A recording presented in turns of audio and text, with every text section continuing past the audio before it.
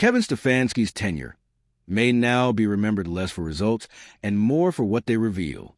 A 6-25 record over 2 seasons is brutal, but it's the context that's setting off alarm bells. Just like the Browns' infamous rebuild years in 2016 and 2017, this stretch looks eerily strategic. Analysts and insiders are connecting the dots.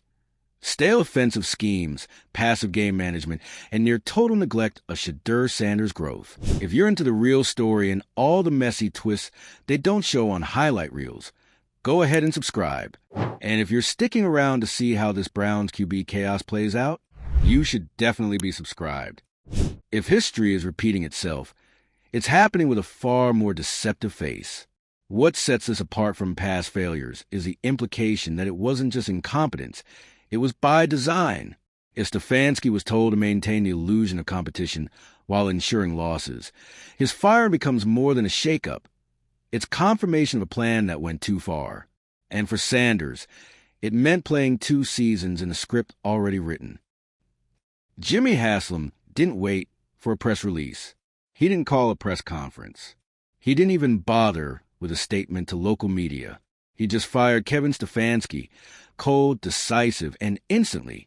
After 2 seasons of rising tension, bizarre game strategies, and relentless underperformance, the move wasn't just expected.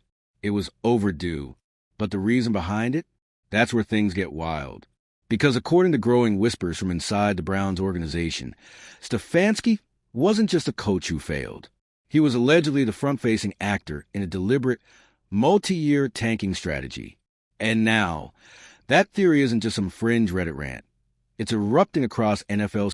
For 2 years, Kevin Stefanski stood at the podium with the same talking points. We're progressing. We trust the process. The locker room believes in plan. But the scoreboard told a different story. Back-to-back seasons with combined 6-25 record, bizarre play calls, and the kind of offensive scheme that felt like it was dusted off from a VHS tape. Then there was a silence. No adjustments. No urgency. No protection for Shedeur Sanders, the franchise's most promising young QB. Stefanski's decisions weren't just strange, they felt strategic. Like he wasn't trying to win. Like he was doing just enough to look functional, while making sure they kept losing. And the real tragedy in all of this? Shedeur Sanders, drafted with high expectations, marketed as a future, and then thrown into a crumbling offense with zero help. He didn't get the weapons. He didn't get the coaching. What he got was pressure, blame, and outdated schemes that made even simple drives look like uphill battles. Sanders didn't complain publicly. He kept his head down, gave his all, and played through it. But you could see it in the post-game interviews, in the subtle frustration on the sideline. This wasn't just a rookie struggling. It was a young star being let down. The Browns weren't just bad. They were consistently, predictably bad. Same issues week after week. Losses to teams they should have beaten. Implosions in the second half. Offensive play calling that looked like it was designed to stall. No tempo. No risk-taking. No sense of urgency, especially not when it mattered. And then came the patterns. Games where they'd open with a strong drive, then collapse. Benching weapons without explanation. Letting games slip away without adjusting the strategy. It started to feel less like bad coaching and more like controlled. The game against the Lions was a breaking point. Sanders got hit over and over with minimal protection. The offensive line was collapsing, and there were no adjustments, not even an attempt to roll him out or simplify the reads. It felt like watching someone set up a quarterback to fail. Over and over again, analysts questioned it. Fans saw it. And yet nothing changed. Stefanski insisted post-game that the scheme was close to clicking. But anyone with eyes could tell this wasn't close. It was sabotage and slow. Against Miami, it got worse. Multiple drives stalled because of baffling play calls. Third and long runs, low percentage screens, and a clear refusal to stretch the field. Sanders was visibly frustrated. You could see it in his body language, the sideline exchanges. Even the clock management looked suspiciously lazy. The Dolphins didn't even have to try that hard. They capitalized on every misstep, and the Browns practically handed them the win. If this was an attempt to compete, it was the worst one anyone's ever. But here's the kicker. This didn't start mid-season. It was happening in preseason. During their matchup with the Rams, Stefanski's playbook looked ancient. No read options. No bootlegs. Just dropbacks into pressure and minimal creativity. For a team that supposedly had a dynamic young quarterback, it made no sense. Unless it was never supposed to make sense. Unless Stefanski was doing exactly what he was told. Look like you're trying, but keep the ceiling low. Don't win too much. Keep that draft position high. And most of all, don't develop the young star too. Then came the sideline moments. Sanders, visibly upset, benched for extended stretches in games that were still winnable. The team called it rest or strategy, but the message was clear. He wasn't being set up to shine. He was being managed, manipulated, and held back. At one point, fans started speculating whether he was actually hurt. But injury reports were clean. What wasn't clean was the way he was being used. This wasn't normal rookie management. This was suppression. Even back in the early preseason interviews, Sanders hinted at confusion. He talked about trusting the system, but emphasized how different the pro game felt. Not in speed, but in vision. It was like he was being told to play a role he knew wasn't working. And that's where the conspiracy theory gained traction. Because when your best young player seems confused, unsupported, and misused, and the coaching staff stays silent, you start to wonder who's really calling the shots. Every post-game interview with Stefanski followed the same script. We're going to review the tape. We saw some positives. We need to execute better. But after 31 games of the same problems, those lines started to sound like stalling tactics, especially when reporters began asking about scheme changes, and Stefanski dodged them. No clear answers. No accountability. Just a way to deflect and deny. If you wanted to fake competitiveness while losing just enough to stay in the bottom tier, this was how you do it. Jimmy Haslam's role is impossible to ignore in all of this. Owners don't accidentally preside over 2 seasons of structural failure without knowing exactly what's happening beneath them. The idea that this chaos unfolded without his approval doesn't hold up when you look at the scale of the decisions made. Roster neglect, coaching stagnation, a complete refusal to pivot even as losses piled up. That doesn't happen in a vacuum. If this really was a tank, it wasn't reckless. It was methodical, the kind of slow burn that protects ownership while sacrificing everyone else. Coaches become shields. Players become collateral. And when the pressure finally boils over, ownership steps in, fires the coach, and pretends accountability just... Kevin Stefanski's tenure now looks less like a coaching arc and more like a controlled countdown. Every press appearance, every calm response after humiliating losses, every insistence that the plan was working despite clear evidence otherwise. If he truly believed in what he was doing, then the incompetence argument becomes almost worse than conspiracy. Because no modern NFL coach survives 2 seasons without adjustments unless the expectation was never winning. And that's why his firing matters so much. Not because it fixes the Browns overnight, but because it answers the biggest question hanging over this organization. Was he the architect of failure, or just the fall guy? Through all of this, Shedeur Sanders kept showing up to practice. No public blow-ups. No cryptic social media posts. Just reps, work, silence. He practiced behind a shaky offensive line, threw to limited weapons, and prepared each week, knowing the game plan likely wouldn't help him. That matters, because it destroys the narrative that he didn't earn development. He did everything young quarterbacks are asked to do. He prepared, he competed, and he trusted a system that never truly trusted him back. Then came the physical toll. Sanders took hit after hit, with little protection and no schematic relief. They didn't just show pain, they showed accumulation. This wasn't one bad moment. This was wear and tear from a season where his safety was clearly not the priority. When a franchise allows its young quarterback to absorb that kind of punishment without adjusting the offense, it sends a message. Either the staff doesn't know how to protect him, or they don't care to. Neither option is acceptable. And the Browns season reads like a blueprint for controlled failure. Close enough to appear competitive. Bad enough to stay near the bottom. Losses stacked just carefully enough to keep draft position intact without triggering immediate firings. This is where the historical context matters. The Browns have done this before. Extended rebuilds, asset accumulation, years written off in the name of the future. The difference this time is that they pretended it wasn't happening, while a young quarterback paid the price. In interviews, Sanders stayed respectful. He talked about learning, about patience, about staying focused on growth. But listened closely, and there was always a pause when asked about the offense, a hesitation when discussing support. He never threw anyone under the bus, but he also never sounded convinced.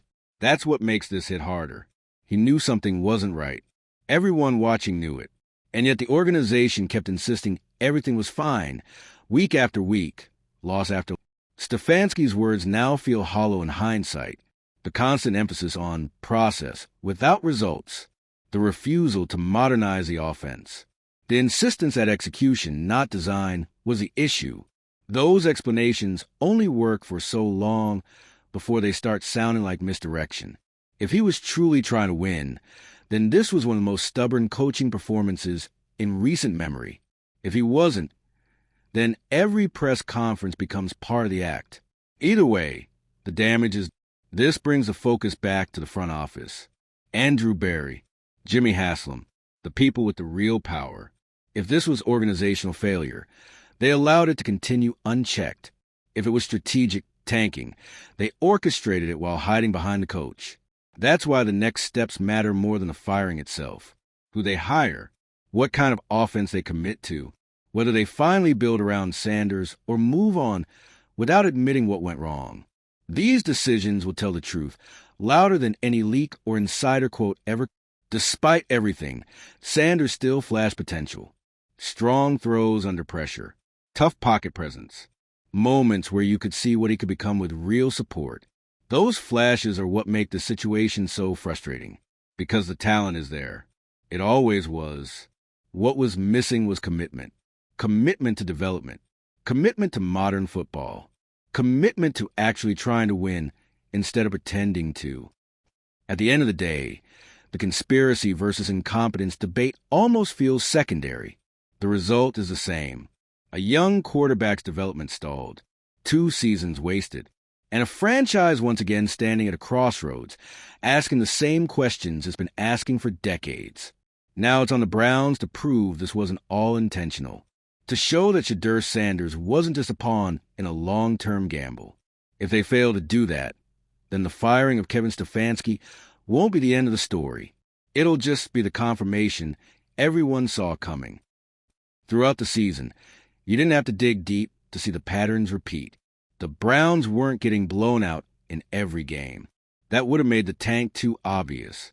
Instead, they were just almost winning, leading into the third quarter, then collapsing, driving into the red zone, then calling the most predictable plays possible. The kind of football that makes you wonder if success was ever actually the goal. Game management blunders, clock mismanagement, conservative decisions in moments that scream for boldness. These weren't once-in-a-while mistakes. They were weekly traditions. That's how a tank disguises itself, wrapped in a language of discipline and building culture, but executed in a way that ensures the L stays on the board. And Shedeur Sanders was the one left holding the bag.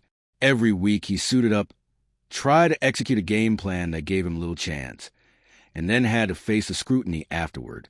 His highlight reels were filled with broken plays he salvaged, not clean executions. Escaping pressure, extending plays with his legs, throwing darts downfield off platform. It was survival, not development. When you review his game tape, it's hard not to get frustrated. The kid has tools, real ones, but they were buried under conservative schemes and outdated play design. It wasn't just bad coaching, it was refusal. A refusal to adapt. A refusal to evolve around your franchise quarterback. And if that refusal was coming from above Stefanski, that changes everything. By the time Week 17 rolled around, even Stefanski's body language had changed. He looked exhausted, distant, checked out. It was a demeanor of a coach who either knew he was about to be fired or knew he was following through on a job already finished. Either way, The energy shift was undeniable. Photographers captured him staring blankly at the scoreboard, arms folded, no headset adjustments, no urgency, not the posture of a man fighting for his job, more like someone watching the clock tick out on a script already. Meanwhile, Jimmy Haslam was right there at the games, watching, clapping politely, sitting in the owner's suite while his team spiraled into dysfunction. If this was all a surprise to him, he certainly didn't show it. And that's what makes his post-firing silence feel more like theater than shock. The real story might be that this was the plan all along. Let Stefanski take the fall. Let the team bottom out. Secure the picks. Then walk away clean, saying we're turning the page. It's a perfect PR strategy if you don't care about player trust or fan faith. That Bengals game is still being dissected. Sanders was sacked 5 times. The offensive line fell apart like wet paper. Stefanski didn't roll the pocket, didn't throw quick slants to slow down the rush. No max protection, just standard sets, standard calls, and a quarterback repeatedly getting flattened. At one point, cameras caught Sanders on the sideline talking to coaches, visibly upset. He was trying to figure out why the same mistakes kept happening, why nothing was changing, and no one had an answer, because either they weren't allowed to adjust or they didn't care to. Andrew Berry's role, and this is just as critical, as GM, he's supposed to protect the franchise's future.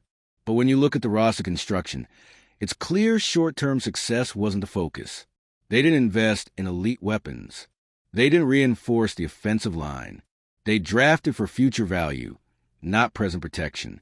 The question becomes whether Berry was complicit or cornered. Did he sign off on this 2-year collapse to stack assets? Or was he executing orders from Haslam, sacrificing the now for a brighter lottery ticket later? Either way, Shedeur Sanders became the bridge they were willing to burn.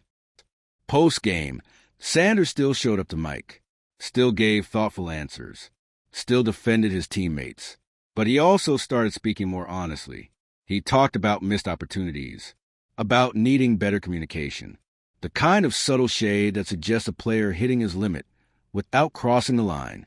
What's more powerful than outrage is restraint. Sanders never attacked the system publicly, but he let the cracks show, and fans noticed. So did analysts. It became clear he was too smart not to see the dysfunction. He just wasn't allowed to say it out loud. Photos from those final games tell the full story. Stefanski stopped calling plays with fire. His headset barely moved. Even in tight games, he didn't look like a coach trying to rally, just a man checking boxes, getting through the schedule. And when you're coaching like that, it's not just about losing, it's about compliance. And if Stefanski really was running a long game plan for a tank, then his calm makes perfect sense. You don't panic when you're doing what you're told. You stay composed, predictable, and publicly loyal until the season ends. Then you get quietly pushed out. Mission. This all started at training camp. Back then, the energy was different. Sanders was fresh, optimistic, ready to lead. He talked about learning from the veterans, building chemistry. And the organization talked about development, like it was their number one priority. But that was just a sales pitch. The tape tells a different story. The reps were limited. The schemes weren't tailored to his strengths. And even then, it felt like the offensive strategy was built for someone else, or for no one at all. Haslam made appearances at practice too, shaking hands, talking to players, doing the owner thing. But presence doesn't equal accountability. And being on the field while your team structure crumbles only adds to the suspicion that all of this was orchestrated. Because no engaged owner lets this kind of dysfunction continue unless it's part of a bigger plan. And now, with Stefanski gone, Haslam has a convenient scapegoat. But the scars are still there. Sanders' development was delayed. The team was hollowed out. And the fans were forced to pretend this wasn't happening. You want to know how this ends? With a quarterback who deserved answers, and a fan base still trying to figure out if they were part of the rebuild or just lied to. Shedeur Sanders went through the ringer. From the preseason to the final whistle of Week 18, he was left to play hero in a system that never gave him the tools to succeed. And for what? A better pick? A cleaner narrative? Watch his tape. You'll see flashes of brilliance in the middle of scripted failure. He bailed out broken plays, made something out of nothing, and kept the offense on life support when everything else had flatlined. That's not just talent, it's resilience. But resilience has a limit, and you have to ask how long it'll last if the organization doesn't change. Now that Stefanski is out, the Browns are at a crossroads. If this really was tanking, the conspiracy got results, bad ones. But the question now isn't just about what happened. It's about what comes next. Will the next head coach actually be given the freedom to win?